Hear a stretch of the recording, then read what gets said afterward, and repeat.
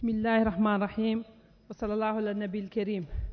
Monsieur le Président, je suis là aujourd'hui pour vous raconter mon rêve. Comme disait Martin Luther King, I have a dream. J'ai un rêve pour la Mauritanie. Je rêve que la Mauritanie soit un pays qui ne distingue pas ses citoyens que par la compétence. J'ai rêvé d'une nation sans chômage. J'ai rêvé d'une nation sans tribalisme. J'ai rêvé d'une nation sans distinction d'ethnie. J'ai rêvé enfin d'une nation où seule la compétence et le mérite comptent. Et cette nation, quand je me suis réveillée, je me suis rendu compte qu'elle est bien réalisable.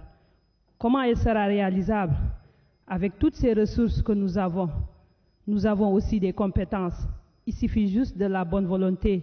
Il suffit juste que nous luttons contre la propagande.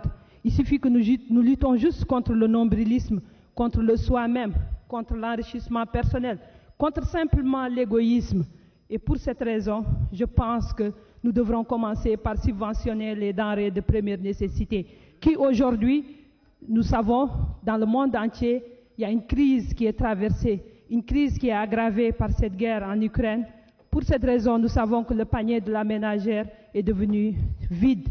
Donc, je pense qu'une partie des subventions de Taazour peuvent être destinées à la subvention des denrées de première nécessité. Je crois à l'éducation. Monsieur le Président, j'ai grandi dans une ville qui s'appelle Nouadhibou, où on n'a jamais connu ce que c'était l'ethnie, on n'a jamais connu ce que c'était la race.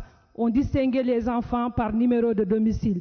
Mintu Voulan, Wallah Khou Voulan, Wallah le père de Voulan. Et aujourd'hui, je vois que mon pays, ce pays que j'ai tant aimé, ce pays qui fait que j'ai renoncé à des avantages en Occident pour venir ici enfin vivre avec mes concitoyens sous la chaleur et sous la poussière, je vois que malheureusement, quelquefois, notre pays fait marche en arrière en se focalisant sur soi-même, en se divisant. On se subdivise nous-mêmes et finalement, on pense que l'État est le seul coupable.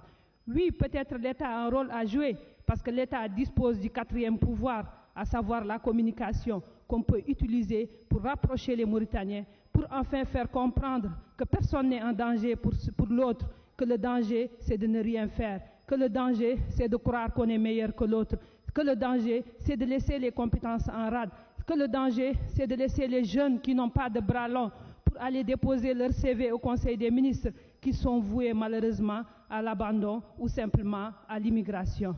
Monsieur le Président, je rêve d'un pays où enfin la présence des femmes dans l'exécutif est plus remarquable.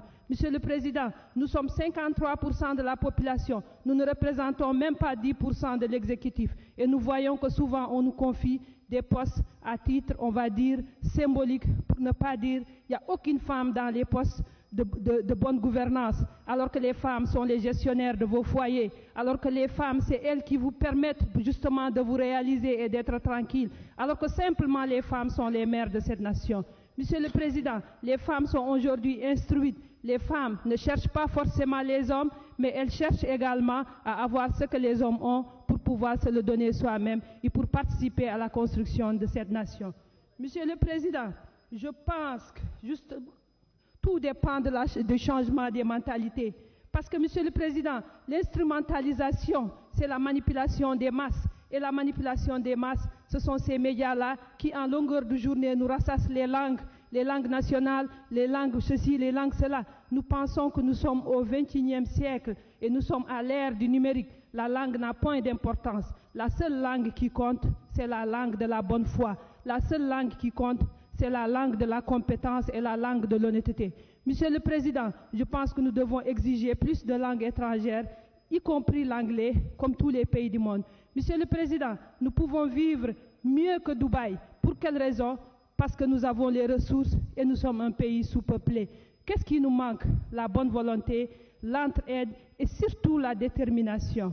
Monsieur le Président, je vous remercie.